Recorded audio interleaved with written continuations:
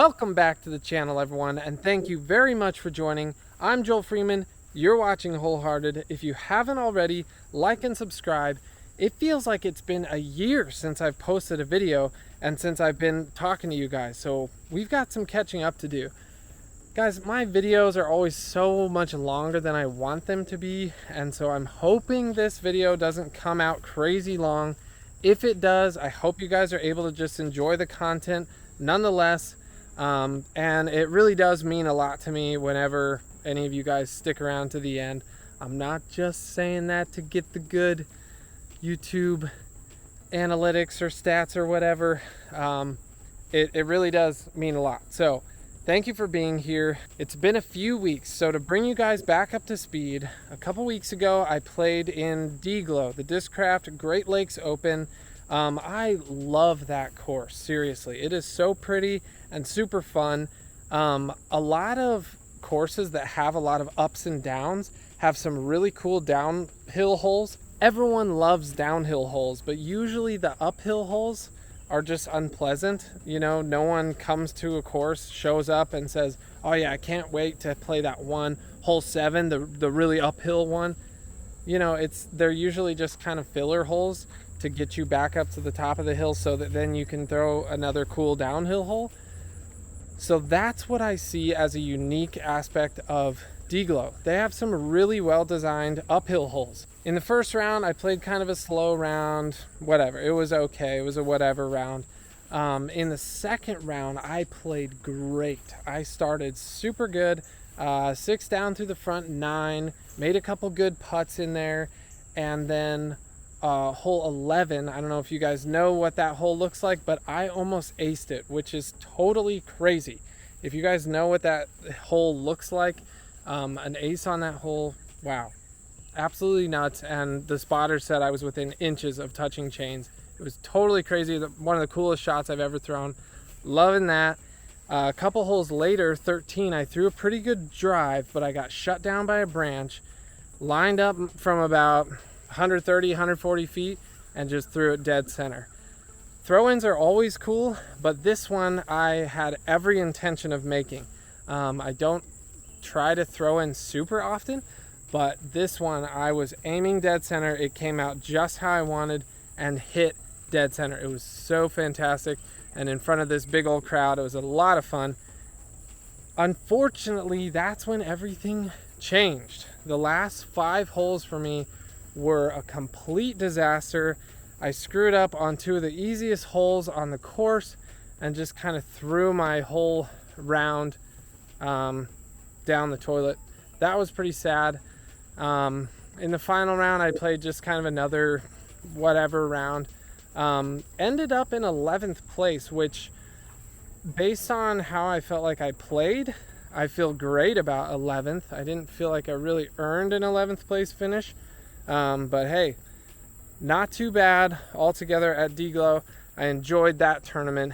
The Preserve was after that in Minnesota. I wasn't actually 100% sure that I was going to play the Preserve at all this year. I won't talk about why, but it was kind of a last minute thing. I mean, not that that's an excuse, but I just played super bad. Everything just felt bad. Putting was bad. My discs were coming out of the hand weird and whatever. I just didn't feel good about that tournament. In the second round, I actually was 1 hole away from just finishing my first 2 rounds with back-to-back -8, which was going to put me in an okay spot heading into the final round. On literally the last hole, I got what I felt like was a pretty unfair call. I don't want to go into too much detail about that shot, but basically we walked up to it. It was a really close call. I see both sides, and I don't blame the guys on my card for ruling it the way they did. But the annoying part was that it was kind of hard to get an answer out of everybody, and it took a long time. I mean, we were deciding for like 10 minutes, and I'm like, all right, let's have a vote. Like, what do you guys think? And people were just kind of like not wanting to say much, shrugging their shoulders, feeling awkward, which is understandable, but it was that was kind of a tough moment. And if you ask a lot of people, they would say if it takes you longer, I've actually heard a PDGA staff member say this before. If it takes you longer than 30 seconds to decide on a ruling, benefit goes to the player. So it sucked to get that ruled against me. That ended up ultimately costing me 3 strokes. Some of that was my fault because I could have done a better job moving past it and executing. But anyway, that was a really tough way to finish that round.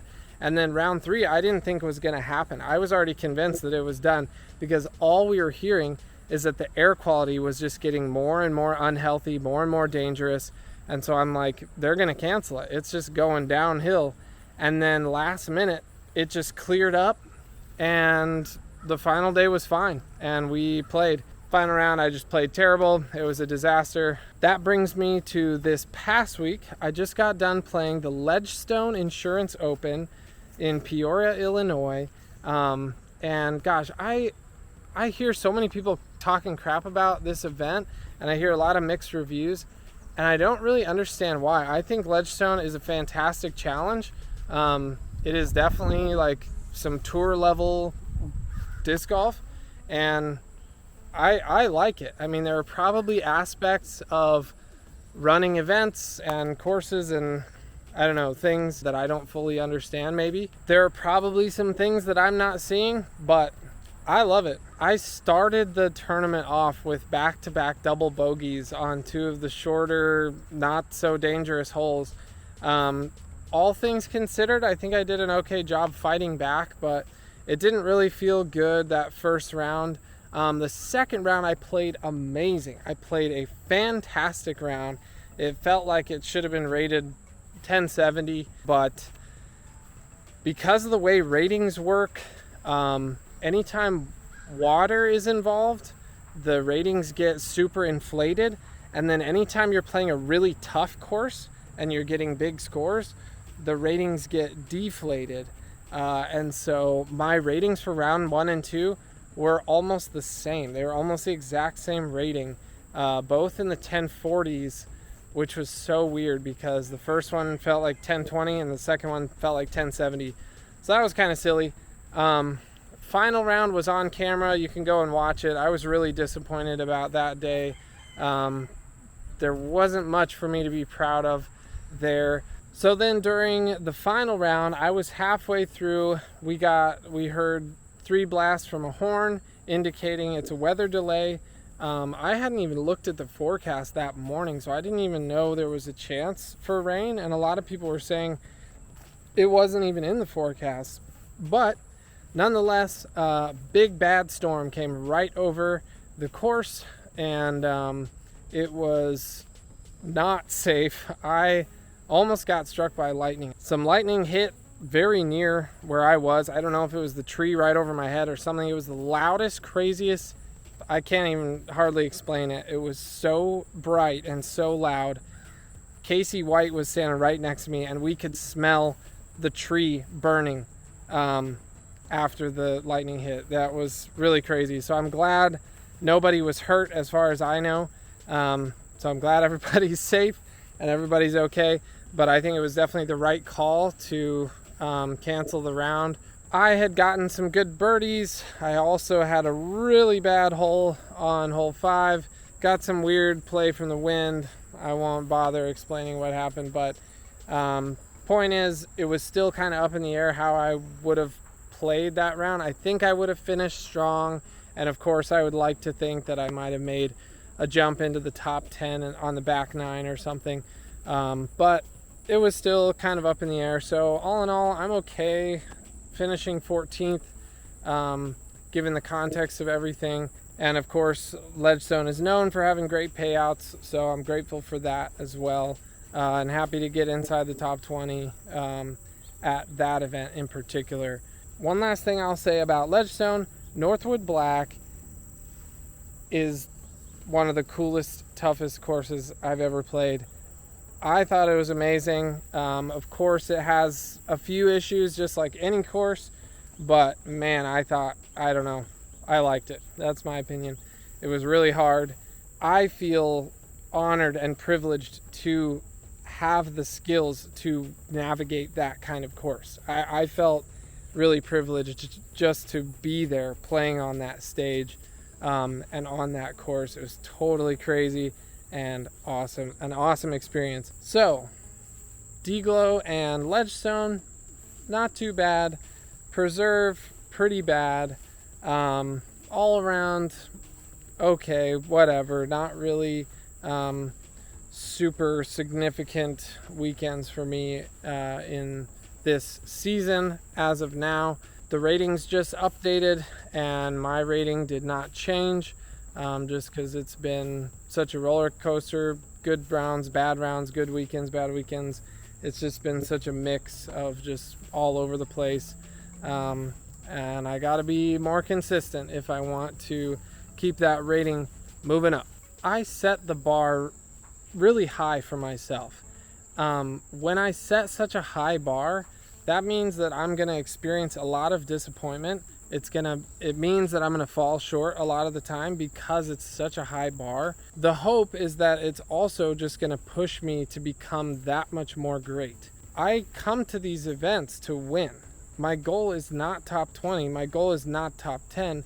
My goal is top 1. And I feel like that's not unreasonable because I've placed top 5 several times.